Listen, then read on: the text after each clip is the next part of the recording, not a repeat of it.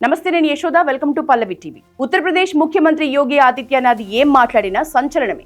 Law and order ని set right చేసేందుకు, రాష్ట్రాన్ని కంట్రోల్లో పెట్టేందుకు ఆయన ఇప్పటికే అనేక సంచలన నిర్ణయాలు అమలు చేశారు. దేశ సమగ్రత కాపాడేందుకు, సనాతన ధర్మాన్ని రక్షించేందుకు రాజకీయ పరంగా ఆయన కఠిన చర్యలు తీసుకుంటున్నారు. వందే మాతరాన్ని కించపరిచే వ్యక్తులను చూస్తూ ఊరుకునేది లేదని తాజాగా గట్టి హెచ్చరికలు చేశారు యోగి ఆదిత్యనాథ్. 150 ఏళ్ల వందే మాతరాన్ని ఇప్పటికే దేశం గర్వంగా జరుపుకుంది. పట్నం నుంచి పల్లె వరకు దేశం నలుమూలలా ఇటీవలే వందే మాతరం ప్రతిధ్వనించింది. అయితే వందే మాతరం పాడటాన్ని కొందరు రాజకీయం చేశారు. ఇది బీజేపీ పొలిటికల్ గేమ్ అని విమర్శించారు. అయితే దేశభక్తి చాటుకునేందుకు నిర్వహిస్తున్న కార్యక్రమానికి రాజకీయ పార్టీకి ఏంటి సంబంధం అని ఇప్పటికే రైట్ వింగ్ గట్టిగా కౌంటర్ ఇచ్చింది. అన్నింటినీ మించి యోగి ఆదిత్యనాథ్ మరో అడుగు ముందుకు వేశారు. వ్యతిరేకులకు వార్నింగ్ ఇస్తూనే వందే మాతరానికి సంబంధించిన సంచలన ఆదేశాలు ఇచ్చారు.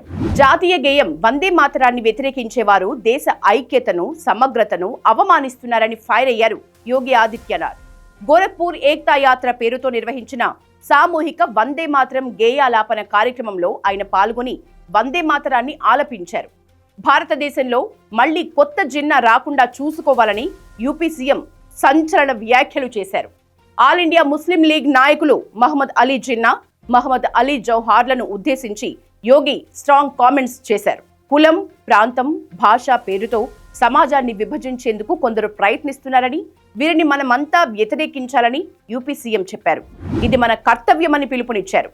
ఈ విభజనలు కొత్త జిన్నాల్ని సృష్టించే కుట్రలో భాగమే అన్నారు. అందువల్ల కొత్త జిన్నాలు పుట్టుకు రాకుండా చూసుకోవాలన్నారు. ఇకపై ఉత్తరప్రదేశ్లోని అన్ని విద్యా సంస్థల్లో వందే మాతరం గేయాలాపనను తప్పనిసరి చేస్తున్నట్లు ప్రకటించారు.